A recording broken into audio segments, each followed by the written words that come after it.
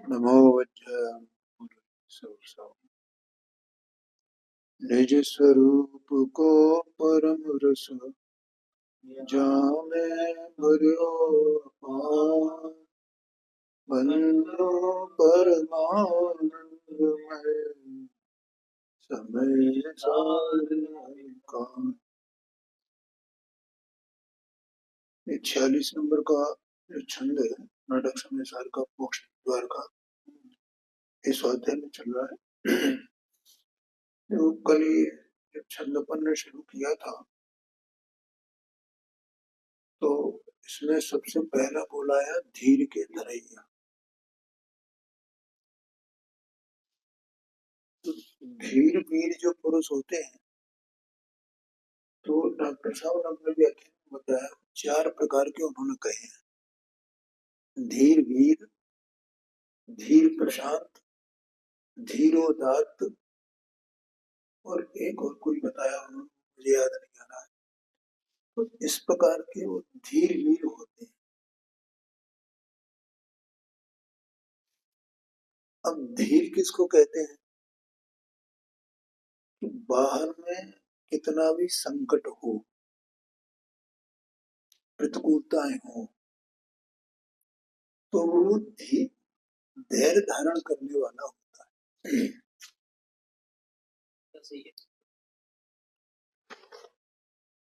क्योंकि उसे अपने अस्तित्व पर भरोसा है।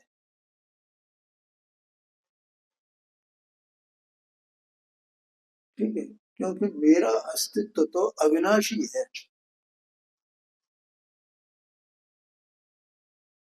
किसी के भी द्वारा कोई लाभ हानि पहुंचाने वाला नहीं है, कुछ बिगड़ने वाला नहीं है मेरा, ऐसी दृष्टि उसकी होती है। इसलिए कितनी भी प्रतिकूलताएं आने पर वो धैर्य को नहीं छोड़ता है। अब इसका एक दृष्टांत आता है पद्म पुराण में। तो लक्ष्मण जी का, तो लक्ष्मण जी जो है वो कहीं किसी नगर में थे, तो वहां का जो राजा था उसकी जो लड़की थी वो शादी के लायक थी, तो उसके पास कोई कला थी। तो उसने ये कहा कि जो इस कला में मुझे हरा देगा मैं उसी के गले में वरमाला डाल। अब ये भी पहुंच गया घूमते घामते। अब ये तो वनवासी जैसे दिखाई दे रहे और वहां और भी लोग बैठे हुए थे, तो ये थोड़े जिद्दी टाइप के थे। तो उन्होंने उनको भगाया, तो वे नहीं भगेंगे, हम नहीं भगेंगे, हम क्यों भगेंगे। तो उन्होंने उनपे वो बाण चलाए। तो उनका उसका पहला बाण आया तो उन्होंने पकड़ लिया, दूसरा आया तो इससे पकड़ लिया, तीसरा आया तो यहाँ दबा लिया, चौथा आया तो इधर दबा लिया, पांचवा आया तो इधर दबा लिया, छठवां आया तो इधर दबा लिया, एक और आया तो मुंह में दबा लिया। तो उसे सोचा बड़ा ही वैसा आदमी है, तो कोई जबरदस्त, कोई राजकुमार है ये बात। तो मतलब ये धीरता की पहचान। वहां वो धीर वीर थे, धीर के साथ में वीर भी। दूसरा एक पंडित साहब ने मोक्षमा प्रकाशक में है, जहाँ वक्ता का स्वरूप लिखा है, तो वहां उन्होंने लिखा है कि वक्ता वो मतलब सच्चा है, योग्य है, ऐसा कुछ शब्द है वहां पर, कि कितने ही प्रश्नों की बौछार हो तो भी वो जरा भी चलायमान नहीं हो, जैसे उसने सबके उत्तर उसके अंदर में बैठे हुए हैं। ऐसा धैर्यवान वो वक्ता होना चाहिए, ऐसा माने। तो इसलिए धीर के धैर्य से मुझे वो दोनों बातें कल याद आई थी। अब यहाँ पर ये अपनी चर्चा चल रही थी, रूप के रचैया सब नए के समझैया। ठीक है, सब नए को जानने वाले, समझैया का मतलब जानने वाले। तो नए का अर्थ मैंने बता दिया था ना, क्योंकि भेद विज्ञान होने पर शुद्ध ज्ञान में सब कुछ जानने में आता है। जैसे आत्मा की परिणति में यथा योग्य भूमि का अनुसार जो राग है, राग की कणिका है, तो वो राग का स्वभाव और आत्मा का स्वभाव, ये दोनों जानने में आते हैं। तो वो राग आत्मा का है कि नहीं है, या कथनचित आत्मा का है परिणमन की अपेक्षा से, कथनचित आत्मा का नहीं है स्वभाव की अपेक्षा से। अब इसी को नय कहा जाता है, ख्याल में है। अब कथनचित आत्मा का नहीं है तो वो किसका है, या जिसके उदय से वो हुआ है उसका है, इसको नय कहा जाए।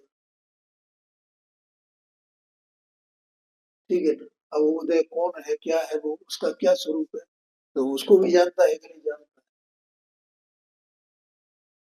ठीक है, और वो एक अंतरंग निमित्त है, बहिरंग निमित्त भी कोई है कि नहीं, क्या हाँ है, तो निमित्त से हुआ है कि नहीं हुआ है, ऐसा भी जानता है।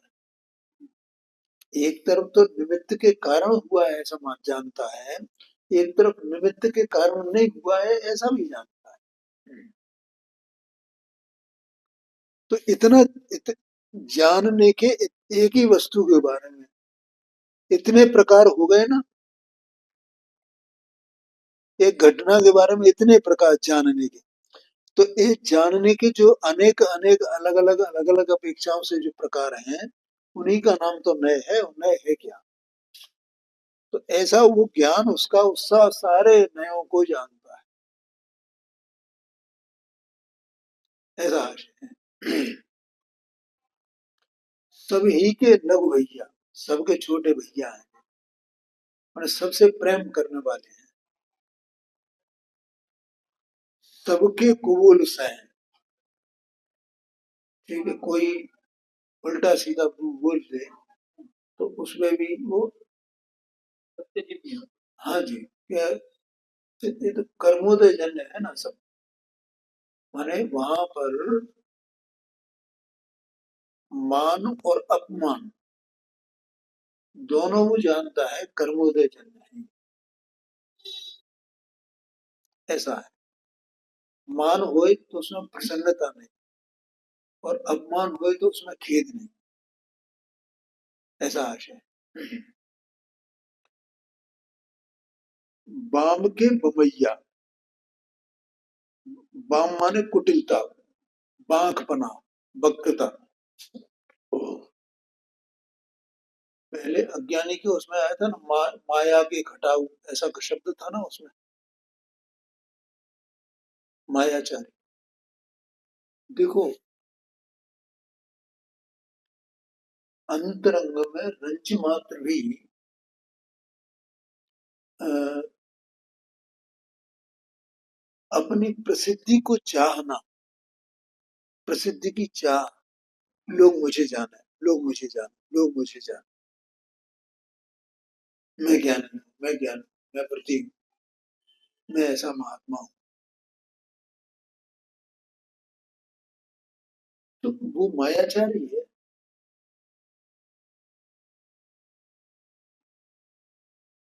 जानवा है कि नहीं है? लेकिन इसको मायाचारी नहीं है, बाम के बमैया, बमैया माने बमन करने वाले, दुख दाम के दमैया। इसमें दाम का मतलब संतति परंपरा कहा है, तो दुख दुखी जो परंपरा है उसको मिटाने वाले हैं। ऐसे राम के रमैया नर ज्ञानी जीव कहे। राम, राम माने आत्मा, जो आत्मा में रमण करने वाले, वे ज्ञानी जीव। अब यहाँ अर्थ दिया है देखो, जो धीरज के धरने वाले हैं, संसार समुद्र से तरने वाले हैं, सब प्रकार के भय नष्ट करने वाले हैं, वो महायोद्धा समान धर्म में उत्साहित रहते हैं।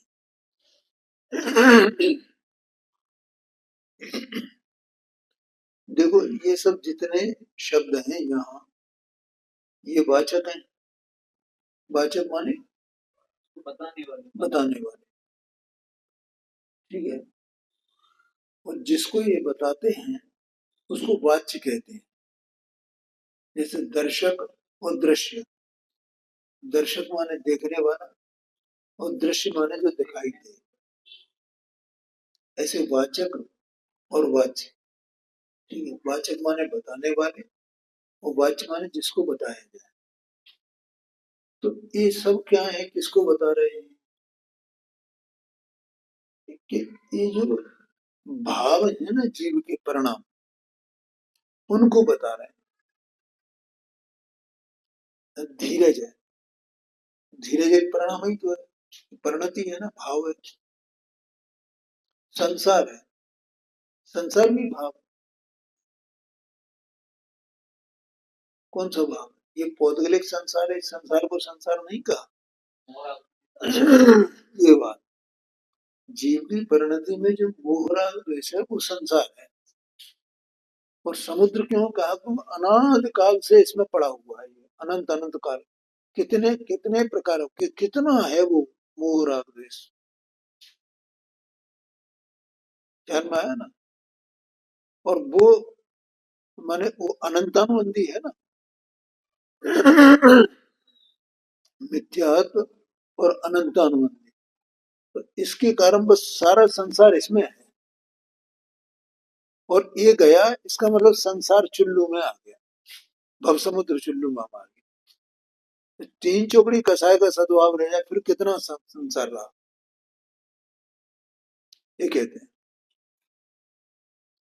तो ये भी भाव है, सब प्रकार के भय, ये भी भाव है।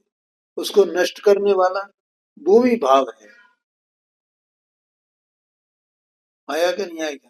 तो उन भावों को बताने वाले हैं ये। भय माने वो एक भय नाम का एक भाव, नष्ट करने का भाव, वो भी एक भाव है।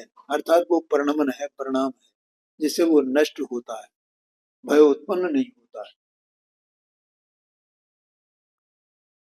महायोद्धा समान धर्म में उत्साहित रहते हैं, विषय वासनाओं को जलाते हैं। मार के मरैया, ये आया था ना, तब मैंने बोला था ये।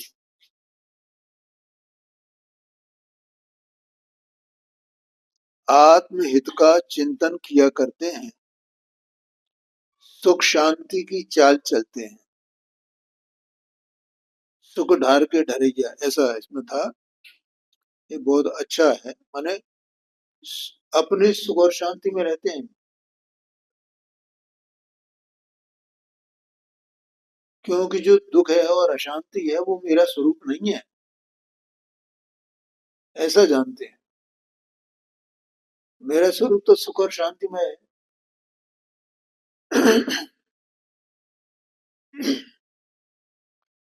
सद्गुणों की ज्योति से जगमगाते हैं। हाँ, माने वो अपने गुणों से ही वे अपने में जगमगा रहे हैं, सुशोभित होते हैं। आत्म स्वरूप में रुचि रखते हैं, सब नयों का रहस्य जानते हैं। ख्याल में आया ना? नयों का रहस्य जानने का मतलब यही है जो अभी मैंने बताया था थोड़ी देर पहले। लगा जानना इसका और है क्या, अपन है। और अपने में जैसा मैंने सुबह बताया था, जो संयोग नो कर्म का और कर्म का, और कर्म नो कर्म का जो संयोग है उसका, और जीव के परिणामों का निमित्त निमित्त भाव,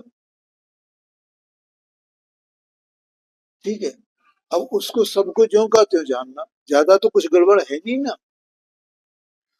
बस इतना जो जान ले, वो उस नए का रहस्य समझ गया। अरे वो तो जो तिरंज गति के जीव हों, उन्हें नए क्या होता है इसे भी नहीं जानते हो, वे भी जानते हैं। बस ये मेरा भाव है तो क्यों है, और नहीं है तो क्यों नहीं है, और मेरा नहीं है तो किसका है, और किस कारण से कहा जा रहा है, और उससे उससे भी वो नहीं है, और वो उससे भी है। जैसे इधर से देखें तो मेरा है और मेरा नहीं है, और उधर से देखें तो उसका है और उसका नहीं है। ऐसा है। ठीक है। और वो सब ये जैसे ये इसकी क्रिया मेरी क्रिया है क्या नहीं है, है? और तो मेरी क्रिया कही जा रही है ना, कही जाती है कि नहीं कही जाती, कही जाती है। तो किस प्रकार से कही जाती है? संयोग के, जैसे घी के घड़े को, है मिट्टी के घड़े को घी के संयोग से घी का घड़ा कहा जाता है। ठीक है। तो वैसे ही वो कहा जाता है। लेकिन वो घड़ा घी को स्पर्श नहीं करता है, घी घड़े को स्पर्श नहीं करता है। घड़ा मिट्टी का ही है, मिट्टी का ही है, मिट्टी का ही। घी का घड़ा कोई होता भी नहीं, तो भी घी का घड़ा कहा जाता है। वहां पर बिल्कुल आराम से समझ लेते हैं, कोई दिक्कत नहीं आती। लेकिन यहाँ भाव वासन नहीं हुआ ना अपना अंतरंग। वहां का तो भाव वासन हो जाता है प्रकृति का, क्या अपने अंतरंग का भाव वासन नहीं हुआ, इसलिए हमें पता नहीं चलता, उसका समझ नहीं पाते। ऐसे क्षमावान हैं कि सबके छोटे भाई बनकर रहते हैं। यहाँ छोटे का मतलब है लघुता, है। हाँ हाँ हाँ, मतलब लघुता मूल बात ये है। मतलब वे हम कोई हम बड़े हैं ऐसा नहीं मानते, इतनी सहजता रहती है, इसीलिए वो लघुता है।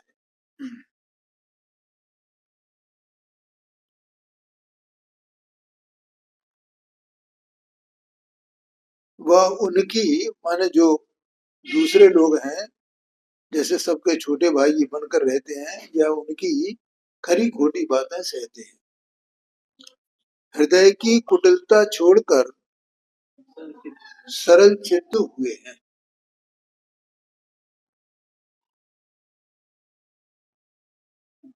उसमें आता है ना, ख्याति लाभ पूजा विचार, इन सब की वो नहीं है ना, चाह नहीं है ना अंदर में। वो चाह छूट गई है, मतलब वो कुटिलता छूट गई है वास्तव में। और अपने निर्मल स्वरूप को ही देखते हैं, शुद्ध स्वरूप को ही देखते हैं, मैं शुद्ध ही हूं चुका।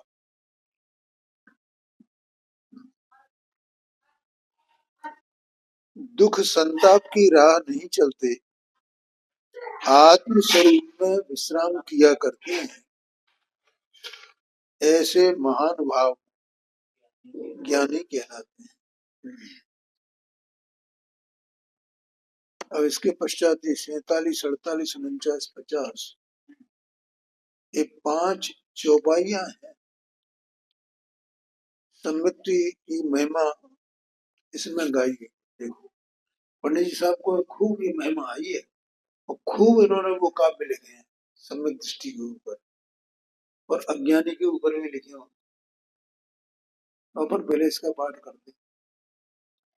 जे समकिति जीव समुचेति, तिनकी कथा कहाँ तुम से थी।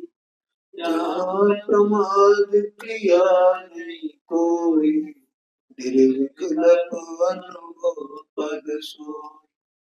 परिग्रह त्याग जो मथिर दीनो, कर्म बंधन होय नवीनो। ज्ञान राग दोष रस मोह, प्रगट मुख मार्ग मुख माय, पूरब बंधु है नहीं व्यापे, जहाँ न भेद पुण्य और पापे।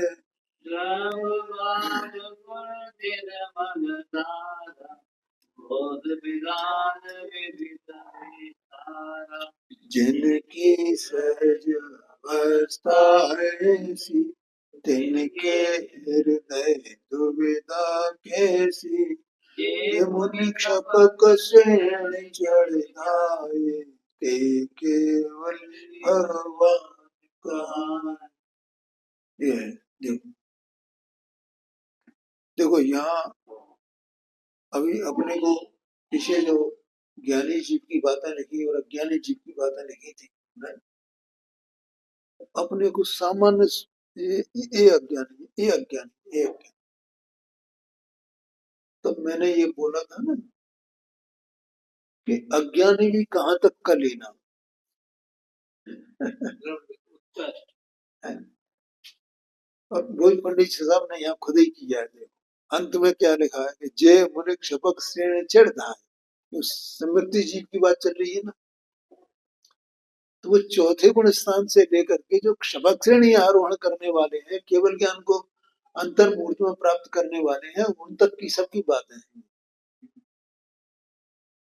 ऐसा समझ। तो जैसे इसमें उन तक की बातें हैं, तो अज्ञानी में भी उसमें त्रिपलिंगी तक की बातें हैं, ऐसा है। जे समकिति जीव समचेती, माने समता भाव का वेदन करने वाले हैं, ठीक है। उनकी चेतना उनका उपयोग समभाव रूप रहता है। तिनकी कथा कहो तुमसे थी, हे पाठकों मैं उनकी कथा तुमसे कहता हूं। जहां प्रमाद क्रिया नहीं हुई, हाँ, जहां प्रमाद क्रिया नहीं कोई, निर्विकल्प अनुभव पद सोई। निर्विकल्प अनुभव रूप दशा चेतना वस्तु आत्मा की कहाँ पर है, कब होती है? जहां कोई प्रमाद नहीं हो, ठीक है। प्रमाद समझ गए ना, बताया था प्रमाद माने वो अंतरंग में जो राग की उत्पत्ति होती है, वो उसका नाम प्रमाद है। बस वो प्रमाद से होती है और प्रमाद कारण कहा जाता है। तो देखो 5 पाप भी प्रमाद के कारण से, और 5 महाव्रतों में जो सावधानी है वो भी प्रमाद। प्रमाद का विस्तार वहां से वहां तक है, ऐसा समझना। जैसे अज्ञानी कहां से कहां तक और ज्ञानी कहां से कहां तक, ऐसे ही समझना। तो जहां क्या लिखा है, जहां प्रमाद क्रिया नहीं कोई, 239 पेज है,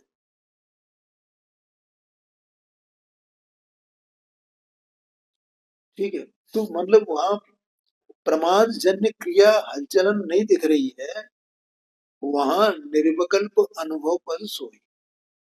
प्रमाद की कणिका अगर है तो वह निर्विकल्प अनुभव नहीं है, ठीक है। और जहां प्रमाद नहीं है वहीं निर्विकल्प अनुभव होता है, शुद्धोपयोग की दशा। अब वो कैसे होता है उसको इसमें कह रहे हैं अगले छंद में, परिग्रह त्याग योग थिर तीनों। ये परिग्रह का त्याग किया, अंतरंग बहिरंग परिग्रह 24 प्रकार का, योग थिर तीनों, मन योग वचन योग काय योग, ठीक है। मन गुप्ती वचन गुप्ती काय गुप्ती, ये कहा वे तीनों उसमें गुप्ती है, त्रिगुप्ती गुप्त ऐसा कहा जाता है। न काय की हरकत है, न मन की हरकत है, न वचन की हरकत है। कर्म बंध नहीं कोई हुए नवीनो। ठीक है, जब ऐसी दशा है तो वहां कोई कर्म का बंध भी नहीं होता है। जहां न राग दोष रस मोह है, जहां राग द्वेष का रस नहीं है, ठीक है, और मोह भी नहीं है। प्रगट मोख मार्ग मुख सो है, और वो जो मोक्ष मार्ग है, मुख माने मुख्य, और मुख्य माने निश्चय यथार्थ। आगे समझ, मुख का मतलब ही मुख्य होता है कि अपने शरीर में ये अपना हिस्सा, ये तो मुख्य है, इसलिए उसे मुख कहा जाता है। तो प्रगट मोक्ष मोक्ष मार्ग मुख सु है, माना वो यथार्थ जो मोक्ष मार्ग है, निश्चय मोक्ष मार्ग है, वो वहां सुशोभित होता है। ऐसी निर्विकल्प दशा में वास्तव में यही मार्ग है, यही मोक्ष मार्ग है, यही उपाय है संसार के नाश का। पूर्व बंध उदय नहीं व्यापे। देखो अब कोई ऐसा करेगा, भैया ठीक है, ये तो शुद्धोपयोग तो परिणमा है, लेकिन कर्म की सत्ता तो मौजूद है, उसका उदय तो आएगा ना। बोलो उदय आएगा कि नहीं आएगा? नहीं आएगा। आएगा। नहीं व्यापे। हाँ, आप बता रहे हैं नहीं व्यापे का मतलब क्या होता है?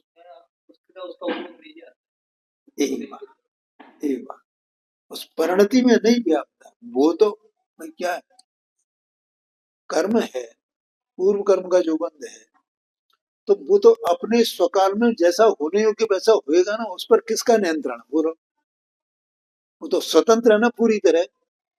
तो उसका अगर काल पक गया तो वो तो उदय में आएगा ना, बल्कि शुद्धोपयोग के कारण उनकी उदीर्णा होने लगती है, तो उदीर्णा होगी ना, लेकिन वो व्यापता नहीं है, माने उनका निमित्त निमित्त भाव नहीं होता है। जैसे आत्मा को राग हुआ, अब ज्ञान ज्ञानी है, ज्ञानी को राग हुआ, तो वो राग उसका स्वभाव नहीं ना ज्ञानी का, तो फिर क्यों हुआ है कि वो कर्म के उदय के निमित्त से हुआ है। माने कर्म उसका कर्ता कहा जाता है, कर्म वो पुद्गल का परिणाम, पुद्गल का परिणाम 75 नंबर की गाथा। तो पुद्गल का परिणाम कि वो व्यापा है ना उसमें, उसका व्यापी व्यापक भाव का सद्भाव है, ऐसा कहा जाता है। ठीक है, लेकिन जब चीज शुद्धोपयोग रूप परिणाम है तब राग रूप नहीं है ना, वीतराग रूप है ना, पूर्ण वीतरागता है ना उस समय, रंच मात्र भी राग नहीं है उसका। तो वो जो वीतरागता है, तो वीतरागता में वो कर्म का उदय व्यापक नहीं है, व्यापक नहीं होता है, ऐसा आशय है। कर्म का उदय तो हुए तो नहीं हुए तो उससे क्या फर्क पड़ता है, लेकिन वो अपना उसका जो जिस काल में जो होना है वो तो नहीं छोड़ेगा ना।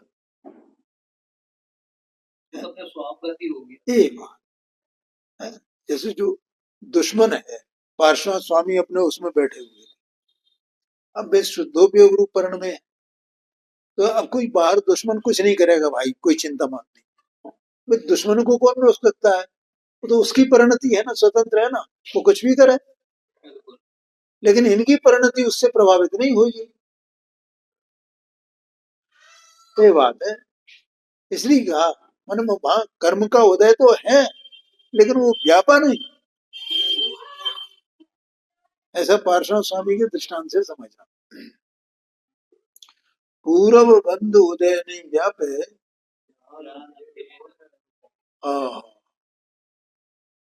जहां पुण्य पाप का भेद नहीं है। क्या कहा? पुण्य पाप का भेद नहीं है, हाँ जी। तो एक बड़ा भारी अज्ञान ये है जगत का, वो क्या है, वो बच्चों को लेके आते क्यों?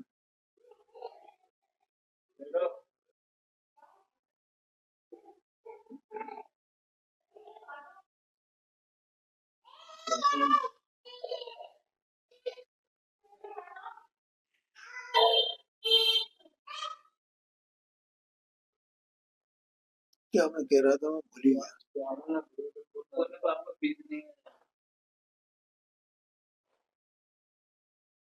उसी के संबंध में कुछ कहने वाला था। हाँ, अज्ञानी जगत को पाप माने हिंसा, झूठ, चोरी, खुशी, पर इसको पाप को मानता है। इसके त्याग को व्रत मानता है, उसको धर्म मानता है। ख्याल में जहाँ ये पाप नहीं है वहाँ पुण्य है, वहाँ व्रत है, वहाँ धर्म है, ऐसा मानता है। लेकिन मिथ्यात्व को कोई पाप नहीं मानता है। इस सबसे बड़ा जो मिथ्यात्व को पाप नहीं मानना, ये सबसे बड़ा मिथ्यात्व है, सबसे बड़ा पाप है।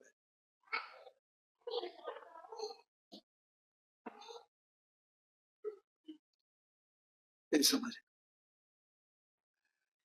कल परसों के सुबह के व्याख्यान में मैंने एक बात कही थी ना, देखो ये जो देह मन वाणी है, ये कचरा है सब, इसका संयोग है ना जीव अनाज से, ये कचरा है। हे भगवान, इसमें से कब मेरी दृष्टि छूटे।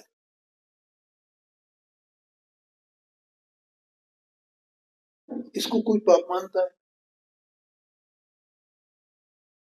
और इसको पाप नहीं मानता है, और इसको जो एक धर्म मानता है, वो धार्मिक कार्यों को जो साधन है धर्म के, उनको धर्म मानता है, उनको पुण्य मानता है, उनसे लाभ मानता है। लेकिन पुण्य और पाप दोनों ही, पहले तो जब पुण्य पाप की यथार्थ समझ नहीं है, और यथार्थ समझ उसको ही होती है जो पुण्य पाप में भेद नहीं कर। क्योंकि जैसे पाप जो है वो संसार का कारण है, वैसे ही पुण्य भी संसार का ही कारण है, संसार में ही रुलाने वाला है पुण्य भी। ध्यान में आया कि नहीं? तो जहां न भेद पुण्य और पाप है, यहाँ पुण्य पाप का भेद नहीं है। द्रव भाव गुण निर्मल धारा, माने द्रव्य की, भाव की और गुणों की, ये तीनों की निर्मल धारा जहाँ है, द्रव्य गुण पर्याय। तो द्रव्य तो त्रिकाल शुद्ध है ही है, और गुण भी शुद्ध ही है, और पर्याय भी शुद्ध है, निर्मल है। निर्मल धारा बोध विधान विविध विस्तारा, और जो ज्ञान है, ए चलो बात,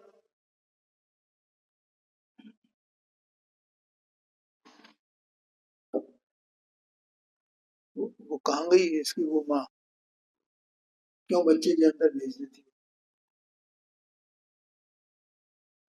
तो जो ज्ञान है ना, बोध विधान, हाँ सम्यक ज्ञान, बोध विधान माने सम्यक ज्ञान, वो सम्यक ज्ञान वो विस्तार को प्राप्त होता है, मानो वो बढ़ता जाता है। पूज्य गुरुदेव सिंह ने अपने व्याख्यान में कहा कि धबला में ऐसा कहा है कि जो श्रुत ज्ञान है वो केवल ज्ञान का अंश है। क्या कहा? श्रुत ज्ञान केवल ज्ञान का, हाँ, ऐसा धबला में कहा है। और पूज्य गुरुदेव सिंह ने सर्वगत शक्ति का जो व्याख्यान किया है ना, तो उसमें ये लिखा है, उन्होंने कहा है कि ज्ञानी को सर्वगत जो शक्ति है ना, तो उसका निर्मल परिणमन प्रारंभ हो गया है ज्ञानी को।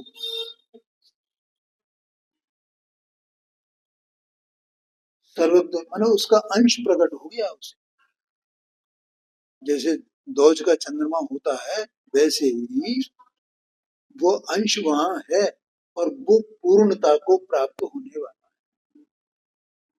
क्योंकि यद्यपि जो श्रुत ज्ञान है वो क्षोभ ज्ञान है, और वो परोक्ष ज्ञान कहा जाता है। लेकिन तो भी वो ज्ञानी किस प्रकार से, माने उसे कितना उस ज्ञान में वो रहता है कि जो सर्वज्ञ जानते हैं वो मैं जानता हूँ। तो ये क्या है कि उस सर्वज्ञ तो शक्ति का अंश प्रकट हो गया है, उसके स्वरूप प्रकाशक बने। ख्याल में आया ना? और अभी थोड़ी देर पहले मैंने बताया कि वो सब सब सब कुछ जानता है ना अपने बारे में। नए नए की चर्चा में अपन ने कहा था।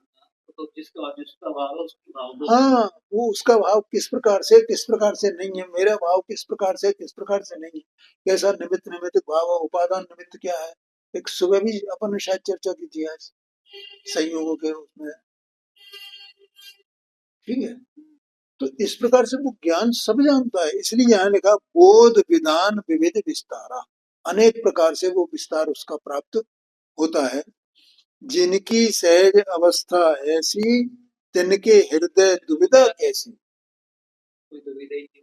हाँ, कोई दुविधा माने कोई शंका नहीं, कुछ नहीं है। मैं अभी स्वभाव से पूर्ण हूँ और पूर्णता को प्राप्त करने वाला हूँ।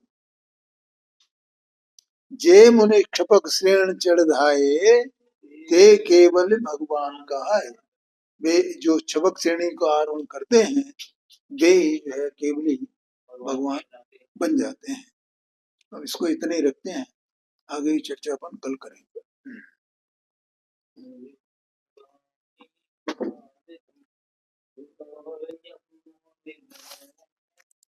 जो